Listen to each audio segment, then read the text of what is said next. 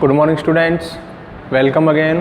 बच्चों, आज का जो हमारा टॉपिक है वो है स्टेप्स ऑफ रेस्पिरेशन, यानी जो रेस्पिरेशन है, जो श्वसन है, उसके पद कौन कौन से हैं, उसके स्टेप कौन कौन से हैं। ठीक है बच्चों, रेस्पिरेशन में मैंने आपको प्रीवियस क्लास में बताया था कि रेस्पिरेशन में क्या होता है, ऑक्सीजन ली जाती है और CO2 को छोड़ी जाती है। वास्तव में जो रेस्पिरेशन है एक एंजाइमेटिक प्रोसेस है, ठीक है, और इसके अंदर रेस्पिरेशन के अंदर क्या होता है, ऊर्जा निकलती है, ठीक है, ऊर्जा लिबरेशन होती है। यहाँ पर आज अपने जो चर्चा करेंगे वो करेंगे कि जो रेस्पिरेशन है, श्वसन है, या ऑक्सीडेशन ऑफ ग्लूकोज का जो ऑक्सीडेशन है, ऑक्सीकरण है, उसके स्टेप कौन कौन से हैं, कितने चरणों में रेस्पिरेशन या ऑक्सीडेशन ऑफ ग्लूकोज या ऑक्सीडेशन ऑफ कार्बोहाइड्रेट, ठीक है, कितने चरणों में यह कंप्लीट होता है। तो बच्चों, जो रेस्पिरेशन है, श्वसन है, उनके लगभग 4 चरण हो सकते हैं, ठीक है। सबसे फर्स्ट जो स्टेप है वो है ग्लाइकोलाइसिस। सेकंड जो स्टेप है रेस्पिरेशन का वो है formation of acetyl coenzyme A, यानी एसिटल कोएंजाइम ए का निर्माण। थर्ड जो स्टेप है वो है क्रेब्स साइकिल। चौथा स्टेप है ETS, इलेक्ट्रॉन ट्रांसपोर्ट सिस्टम, और इलेक्ट्रॉन ट्रांसपोर्ट चेन भी इसको बोलते हैं, ठीक है। तो बच्चों, कई बार क्या होता है एग्जाम के अंदर छोटे क्वेश्चन में ये पूछ लेते हैं कि रेस्पिरेशन के स्टेप कौन कौन से हैं, ठीक है, या यूं पूछ लेंगे कि ग्लाइकोलाइसिस का साइट कौन सा है, फॉर्मेशन ऑफ एसिटिल कोएंजाइम का साइट कौन सा है, क्रेब्स साइकिल का साइट कौन सा है, ETS का साइट कौन सा है, ठीक है। बच्चों, ये सारे जो प्रोसेस हैं रेस्पिरेशन के, जो सभी जो प्रोसेस हैं, सभी जो स्टेप हैं, ये एक सेल के अंदर चलते हैं, आप लोगों को मालूम है। लेकिन सेल के अंदर कौन से हिस्से में कौन सी रिएक्शंस या कौन सा स्टेप हो रहा है, तो यहाँ आप ध्यान से देखिए कि रेस्पिरेशन का जो सबसे पहला जो स्टेप है, जिसको ग्लाइकोलाइसिस के नाम से जाना जाता है, ग्लाइकोलाइसिस कहाँ चलता है, also occur in cytoplasm of the cell, यानी जो एक कोशिका है उसका जो साइटोप्लाज्म है, कोशिका द्रव्य है, कोशिका द्रव्य के अंदर जो ग्लाइकोलाइसिस, जो कि रेस्पिरेशन का प्रथम स्टेप है, प्रथम चक्र है, वो चलता है। इसी प्रकार formation of acetyl coenzyme A, acetyl coenzyme A का जो निर्माण है वो कहाँ पर होता है, माइटोकॉन्ड्रिया। बच्चों, माइटोकॉन्ड्रिया आपको मालूम है प्रीवियस क्लास के अंदर जो माइटोकॉन्ड्रिया की स्ट्रक्चर की बात करें तो माइटोकॉन्ड्रिया एक ऐसा ऑर्गेनेल है जिसके चारों ओर दोहरी मेम्ब्रेन की झिल्ली पाई जाती है। It is double membrane bounded structure. Mitochondria के चारों ओर दोहरी झिल्ली मिलती है इस प्रकार, ठीक है, डबल मेम्ब्रेन मिलती है, आउटर मेम्ब्रेन, इनर मेम्ब्रेन, और दोनों मेम्ब्रेन के बीच का जो स्पेस है, ये स्पेस क्या कहलाता है, पेरी माइटोकॉन्ड्रियल स्पेस। ये वाला जो स्पेस है दोनों झिल्लियों या दोनों मेम्ब्रेन के बीच का जो अवकाश है, स्पेस है, that is also called is peri mitochondrial space, ठीक है। तो इसी पेरी माइटोकॉन्ड्रियल स्पेस के अंदर formation of acetyl coenzyme A का निर्माण होता है, एसिटिल कोएंजाइम ए बनता है।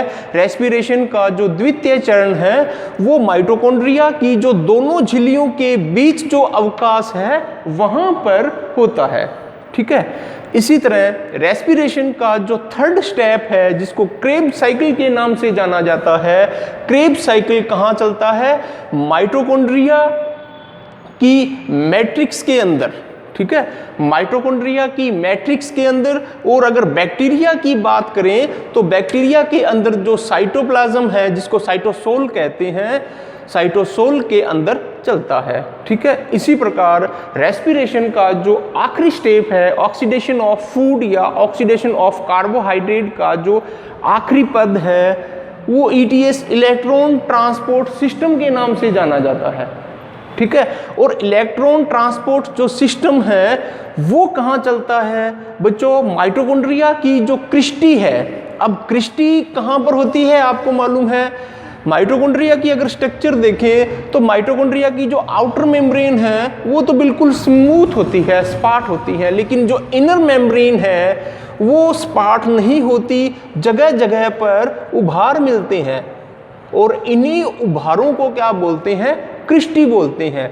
तो इलेक्ट्रॉन ट्रांसपोर्ट सिस्टम जो कि रेस्पिरेशन का चौथा स्टेप है वो कहाँ होता है? माइटोकॉन्ड्रिया की क्रिस्टी में चलता है।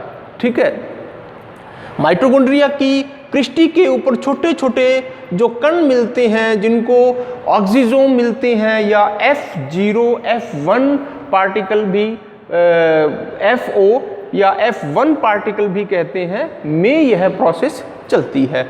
तो बच्चों इस प्रकार रेस्पिरेशन के टोटल 4 स्टेप है। पहला जो स्टेप है वो है ग्लाइकोलाइसिस का, दूसरा जो स्टेप है formation of acetyl coenzyme A, तीसरा जो स्टेप है वो है क्रेब्स साइकिल, और चौथा और आखिरी जो स्टेप है वो है इलेक्ट्रॉन ट्रांसपोर्ट सिस्टम या इलेक्ट्रॉन ट्रांसपोर्ट चेन भी इसको बोलते हैं। ठीक है, तो बच्चों 1 बाय 1 करके इनको अपने डिस्कशन करेंगे। तो सबसे पहले फर्स्ट इज ग्लाइकोलाइसिस के बारे में बात करते हैं। यहाँ से फूड का जो ऑक्सीडेशन है वो स्टार्ट होता है। ग्लाइकोलाइसिस को अपने क्या बोलते हैं? EMP, शॉर्टकट में क्या बोलते हैं? EMP। EMP का मतलब क्या है? EMP पथवे। EMP का मतलब क्या है बच्चों? यहाँ पर 3 साइंटिस्ट थे जिन्होंने मिलकर ग्लाइकोलाइसिस को डिस्कवर्ड किया, ग्लाइकोलाइसिस की खोज की। E stand for Embden, M stand for Meyerhof, P stand for Parnas. ये 3 जो साइंटिस्ट थे, एम्डेन, मेयरहोफ एंड पार्नस, तीनों ने मिलकर ग्लाइकोलाइसिस साइकिल की खोज की। ठीक है बच्चों, जो ग्लाइकोलाइसिस है also occur in cytoplasm of the cell.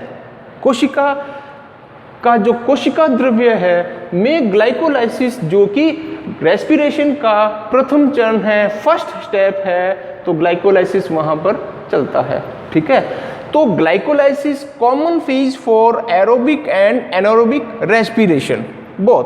ठीक है बच्चों, रेस्पिरेशन की जो 2 टाइप बताई थी आपको, एरोबिक और एनारोबिक।